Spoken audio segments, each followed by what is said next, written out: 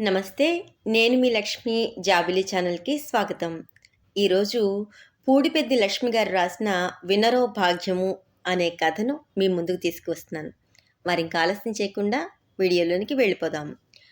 నేను డ్యూటీకి బయలుదేరుతున్నాను. తలుపేసుకో అని చెప్పగానే చేస్తున్న పని ఆపి ఆదుర్దాగా వస్తూ, నేను చెప్పిన విషయం గుర్తుంది కదా!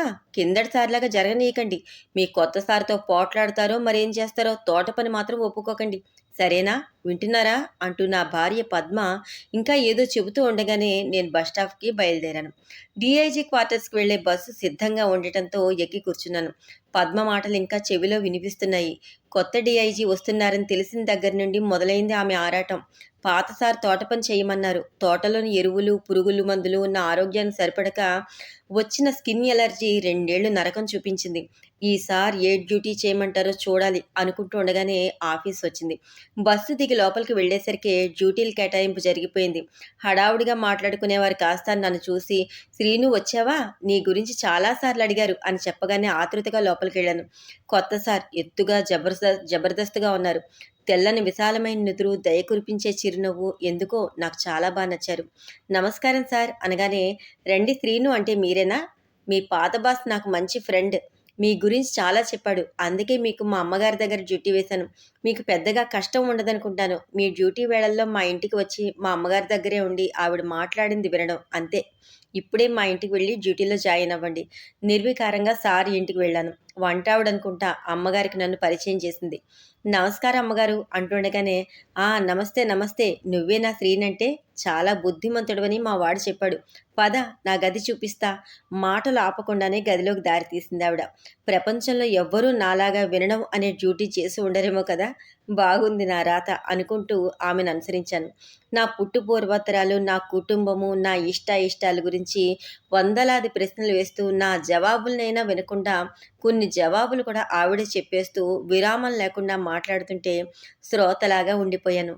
అలా కొన్ని గంటలు గడిచాక, ఇంతకీ భోజనం తెచ్చుకున్నావా శ్రీను అన్న ఆమె ప్రశ్నకి నాకు మాట్లాడే అవకాశం వచ్చింది. రేపటి నుంచి తెచ్చుకుంటానమ్మా. ఈ రోజుకి దగ్గరలోని క్యాంటీన్‌లో తినేసి ఒక గంటలో వచ్చేస్తాను అని బయలుదేరిపోయాను. భలేవాడివే, నేను తినాలిగా, నాతో పాటే నువ్వును అంటూ నా జవాబైనా వినకుండానే, కుమారి మా ఇద్దరికీ వడ్డించు అన్నారు. వంట ఆవిడ చిత్రంగా చూస్తూ వడ్డించసాగింది. చేతులు కడుక్కుని రా నాయనా, ఇలా నా పక్కన కూర్చో. ఉదయం ఏమైనా తిన్నావో లేదో అడగనే లేదు. మొహమాటంతో నువ్వు చెప్పలేదు. నా మాటలతోనే కడుపు నింపేశానేమో. ఇంక రోజు నీ భోజనం నాతోనే. నువ్వు తినకూడనివి ఏమైనా ఉంటే చెప్పు. అవి తప్ప అన్నీ నేనే దగ్గరుండి వడ్డిస్తా. సరేనా అని ఆమె అంటుంటే బిడియంగా నిలబడిపోయాను. అంత పెద్ద బాస్ ఇంట్లో నాలాంటి చిన్న స్థాయి ఉద్యోగి అంత చొరవగా భోజనం చేయడం నేను కలలో కూడా ఊహించలేని విషయం. ఏంటి ఆలోచిస్తున్నావు? అన్నం చల్లారిపోతోంది అంటూ నా చెయ్యి పట్టుకుని పక్కనే కూర్చోబెట్టుకుని, ఇదిగో ఇది బెల్లం ఆవకాయ, వెల్లుల్లి కారం అన్నీ నేను చేసినవే, నీకు కూడా నేర్పిస్తాలే. మీ బాస్‌కి నేర్పా అంటూ భోజనం చేస్తున్నంతసేపు ఆప్యాయంగా వడ్డిస్తూ మాట్లాడుతూనే ఉన్నారు. ఆ రోజు మొదలు ఆమె వాక్ ప్రవాహంతో పాటు ఆమె వాత్సల్యంతో కూడా తడిసి ముద్దవుతూనే ఉన్నాను. మొదట్లో ఉద్యోగ ధర్మంగా వినే నేను రాను రాను ఆమె మాటలను శ్రద్ధగా ఆలకించసాగాను. ఎన్నో అనుభూతులు, అనుభవాలు, జ్ఞాపకాలు, విశేషాలు, విజ్ఞానాలు ఆమె ముచ్చట్ల రూపంలో దొర్లిపోతూ ఉండేవి. అవి ఎంతో అమూల్యంగా అనిపించేవి. ఓ రోజు కొత్త చీర ఒకటి నా చేతిలో పెట్టి, నాకెంతో ఇష్టమైన నెమలకంఠన్ రంగు చీర నాతో పాటు మీ అమ్మగారికి తీసుకున్నాను. ఈసారి కలిసినప్పుడు ఇవ్వు నాయనా అంటూ నేను వద్దండి అనేలోగానే, అన్నట్టు మీ అమ్మగారు నాలాగే మాట్లాడతారా? విసుగు, విరామం లేకుండా. అయినా ఇంత ఓర్పుగా, ఆదరంగా వినే నీలాంటి కొడుకుంటే ఏ తల్లైనా ఎందుకు మాట్లాడదు అని ప్రశ్న, జవాబు కూడా ఆవిడ చెప్పేశారు ఎప్పట్లాగానే. నా చిన్నప్పుడు ఈ నెమలికంఠం రంగు పరికిణి వేసుకుని పాటల పోటీలో పాడితే ఫస్టొచ్చాను తెలుసా? సినిమాల్లో ఒక అమ్మాయిని పంపుతారా అంటే మా నాన్నగారు కూడదు అన్నారు. ఆ ఛాన్స్ అలా పోయింది. అప్పుడలా పంపితే పెద్ద సింగర్‌ని అయి ఉండేదాన్ని అంటూ గతంలోకి వెళ్ళిపోయారు. ఇలా మాటలు పెంచుకుంటూ వెళ్ళే ఆవిడ అలవాటు వల్ల ఆమెకు దూరంగా జరిగిపోయిన బంధువులు ఉన్నారు. 10 మందిలో పుట్టి 10 మందిలో పెరిగాను.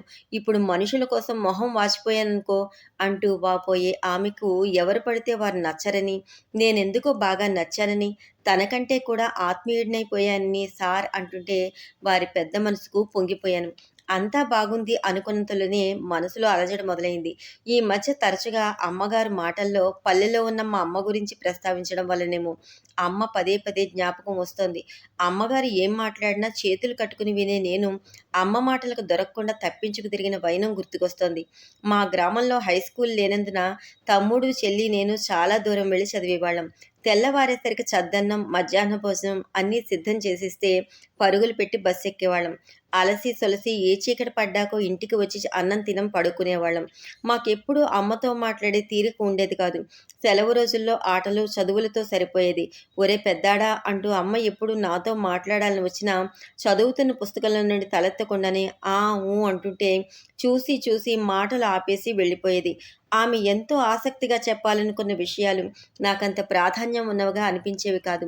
ఉద్యోగం వచ్చి దూరంగా వచ్చాక మా మధ్య మాటలు ఇంకా తగ్గిపోయాయి.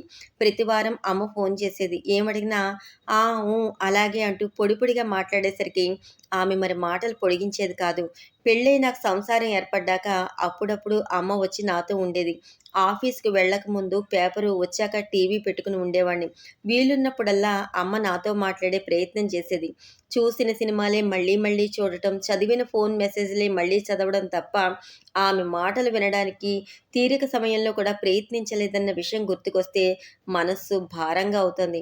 పద్మ పిల్లల చదువులు, వంట పనులతో హడావిడిగా ఉండేది. తమ్ముడు, చెల్లి ఫోన్ చేసి నాతో చాలాసేపు మాట్లాడేవారు. వాళ్ళ ఫోన్ వచ్చినప్పుడు ఏంటి నాయనా వాళ్ళ విశేషాలు అంటూ మాట కలిపే ప్రయత్నం చేసేది అమ్మ. ఆ! ఏముంటాయి అన్నీ మామూలే అంటూ ముక్తసరిగా చెప్పేసేవాడిని. అందరం కలిసి కూర్చున్నప్పుడు మీ నాన్న చిన్నప్పుడు ఏం జరిగిందంటే అని నా గురించి మురిపంగా చెప్పే ప్రయత్నం చేస్తే, అబ్బా నానమ్మ ఇంక చాలు, ఛాన్స్ ఇస్తే చాలు మీ చిన్నప్పటి కబుర్లు కూడా చెప్పేలాగున్నావు అంటూ నా పిల్లల ఎగతాళి. పని మనిషితో, పక్కింటి వాళ్ళతో మాట్లాడితే మోటు వాళ్ళం అనుకుంటారని మా ఆవిడ మందలింపు. అన్నీ కలిసి అమ్మ మాటలకు మొహం వాచిపోయేలా చేశాయి. మాట్లాడేవారు గాని, తన మాటలు వినేవారు గాని లేక దేవుడి పటాల దగ్గర కూర్చొని మాట్లాడేది. తనలో తాను మాట్లాడుకునేది. మేము గమనిస్తే ఆపేసేది. 6 నెలలయ్యేసరికి ఊరికెళ్ళి అందరినీ చూసొస్తానని చెప్పిన అమ్మ తిరిగి నా దగ్గరికి రావడానికి ఆసక్తి చూపించలేదు. అమ్మగారంత వయస్సే ఉన్న అమ్మ మనసులో ఎన్నో అనుభవాలు, అనుభూతులు, జ్ఞాపకాలు ఉంటాయి కదా! అవన్నీ మాతో గలగలా మాట్లాడుతూ చెప్పాలి అనే తాపత్రయం, కోరిక ఆమెలో ఇంకెన్నాళ్లుంటాయో అసలే పెద్దదైపోతుంది. వీలున్నప్పుడంతా అమ్మ దగ్గరికి వెళ్ళి ఆమె చెప్పే ముచ్చట్లు, కబుర్లు అలసిపోయేదాకా వినాలని బలంగా నిర్ణయించుకున్నాను. సార్ 4 రోజులు సెలవు కావాలి. మా అమ్మ దగ్గరికి వెళ్ళాలి సార్ మరుసటి రోజే అడిగాను. ఏమైంది? అనారోగ్యం చేసిందా? అని ఆయన ఆందోళనగా అడుగుతుంటే, మా అమ్మ మాటలు వినాలని ఉంది సార్ అంటూ ఆయన కళ్ళల్లోకి చూసి చెప్పాను. నా మొహంలో, మాటల్లో ఆయనకు ఏమి అర్థమైందో తెలియదు గానీ, వారం సెలవు తీసుకుని వెళ్ళిరా అన్నారు. ఆలస్యం చేయకుండా ఇంటికొచ్చి అమ్మగారు ఇచ్చిన నెమలికంఠన్నకు చీరతో పాటు మిగతా వస్తువులు బ్యాగ్‌లో సర్ది మా పల్లెకి వెళ్ళే బస్సు ఎక్కి కిటికీ దగ్గర గాలి తగిలేలా కూర్చుని వెనక్కి వాలుతూ అమ్మ మాటల మాధుర్యాన్ని తెలుసుకునేలా చేసిన అమ్మగారికి మనసులోనే వందనాలు చెప్పుకున్నాను. కథ బావుంది కదండీ! మీకు ఈ కథ నచ్చితే కనుక తప్పకుండా లైక్ చేయండి, కామెంట్ చేయండి, షేర్ చేయండి. అలాగే సబ్స్క్రైబ్ చేయడం మాత్రం మర్చిపోకండి.